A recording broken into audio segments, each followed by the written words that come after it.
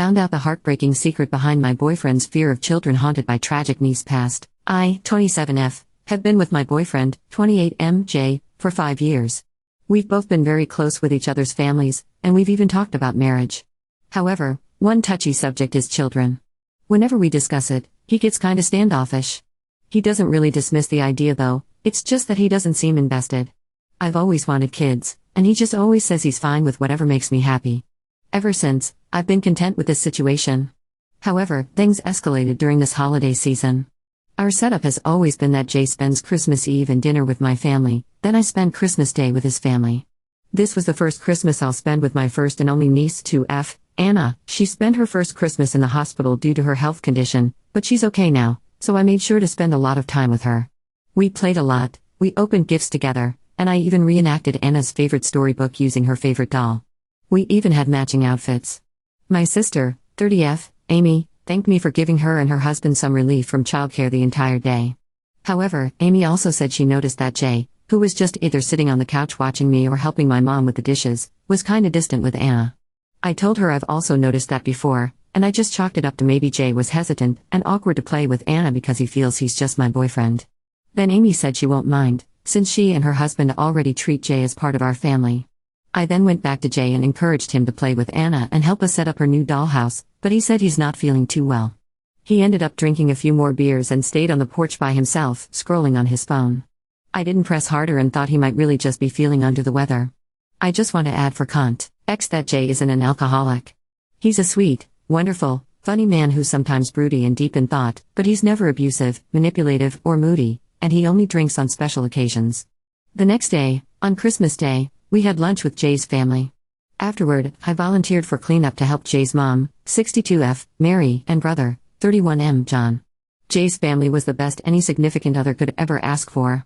They're very sweet and supportive of us, but they're never prying. They always check up on us, but they never overstep. So, as we were cleaning up, Mary asked me how my sister's baby was. They helped with the bills when Anna was hospitalized last year. I told them that Anna's in great condition now, and that she already spent the Christmas at home. They were very delighted upon hearing this. Then, I shared with them the thing I noticed about Jay. Initially, I thought maybe Mary could just give me advice on how to approach the issue with Jay since he's clearly not the playing with kids kind of guy, but then John casually said something like, "Oh, because of Rosie," then Mary quickly shushed him. Rosie was the daughter of Jay and John's eldest sister, Beth, 35F. I never knew the actual details because everyone was very secretive about it, but all I knew was that Rosie passed away when she was just 3 years old and Beth and her husband moved away afterward. I never met them in person. So, later that night, when Mary, John, and the other family members got a bit more drunk and Jay was already sleeping in the bedroom, they told me the story. I didn't force them or anything. Apparently, Jay, being the youngest of the siblings, was really close with Rosie back then. Jay was just around 14 years old when Rosie was born, so he became the super fun uncle, like I am now with Anna. He was actually Rosie's best friend. Then, on summer of 2012, Jay was playing with Rosie outside. He was blowing bubbles and she was chasing and popping them, when a speeding car, driven by a woman who was distracted on her phone, skidded into the yard toward Rosie's direction. Jay reacted quickly and was able to reach and grab Rosie so the car actually hit him, but the impact of the crash caused Rosie's head to whiplash as Jay hugged her. Jay was in a coma for 3 days and had multiple severe injuries and internal bleeding, but Rosie didn't make it. Everything was caught by the neighbor's CCTV, so everyone knew that Jay was a hero for trying to protect Rosie. It was even covered by the local news, but Beth, who was understandably in grief, resented Jay for not being able to save her daughter. Beth and her husband then decided to move to another country to cope with their grief and start a new life, and they've had minimal contact with the family ever since. Jay, meanwhile, took the loss really hard. He blamed himself for not being able to save Rosie and not being able to attend her funeral since he was still at the hospital at that time. Mary said that Jay was never the same after that. He never went near kids, and he became a lot colder, quieter, more reserved, and antisocial. He also had anger issues, but it thankfully went away. I haven't had any issues with this. We also live in an area where people don't believe in therapy, so Jay never received professional help. After learning all of this, I bawled my eyes out because I never knew Jay was carrying such a heavy burden. The whole incident became a taboo family secret that no one mentions in fear of Jay breaking down or doing something he might regret, although to be fair, he's never had violent or self-harm tendencies ever since, so this was just a precaution. They also never told me before because they assumed Jay would be the one to tell me, but I told them that he never did, and that I never really asked him. I then thanked everyone for letting me in on this, and I told them that I'd talk to Jay about it when the time is right.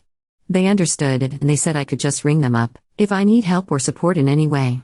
For now, I just want Jay to enjoy the holidays and his remaining vacation days from work.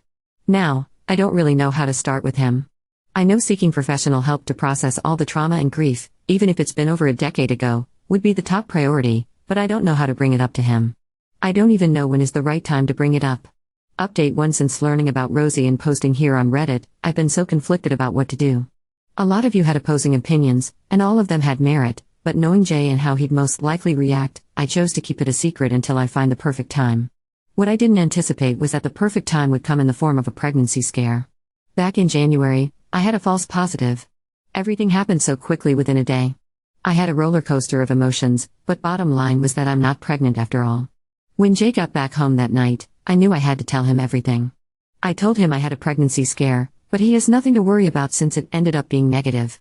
At that moment, I saw all the blood drain from his face, and he became so pale that I was worried he was going to faint.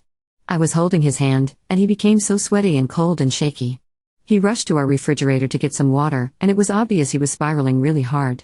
That was when I told him I knew about Rosie. I came clean because I knew that was what he was panicking about.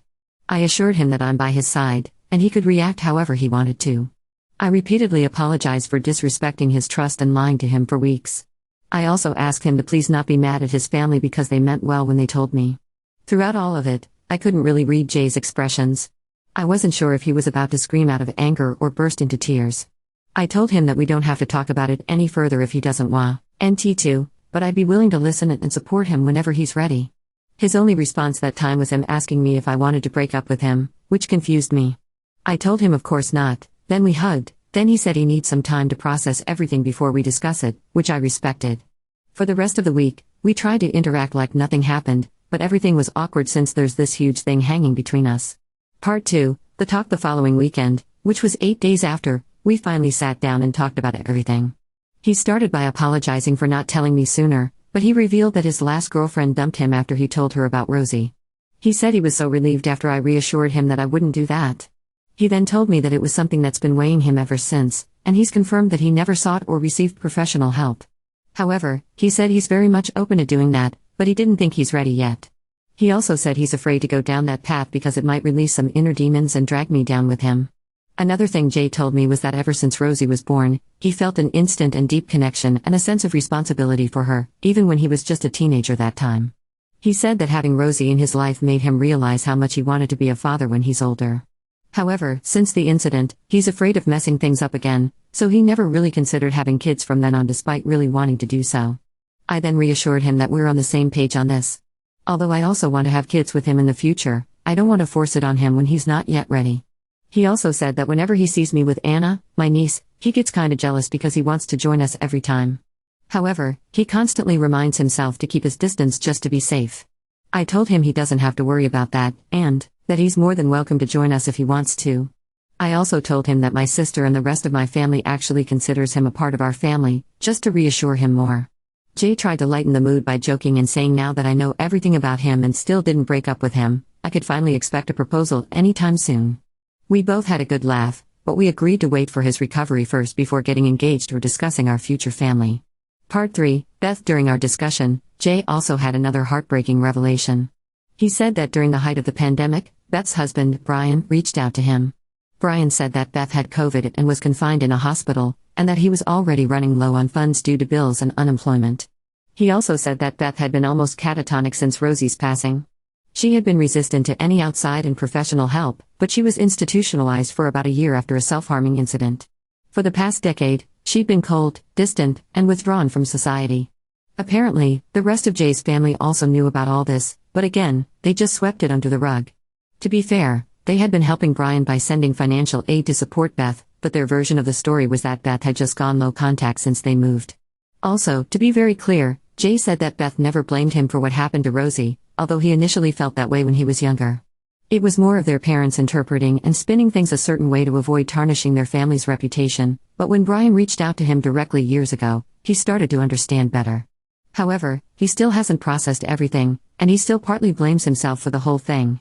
Part 4, our current situation for now. What we're exploring is couples therapy so we can discuss our mutual issues in a safe and pressure-free space and hopefully, kind of ease him into the world of therapy.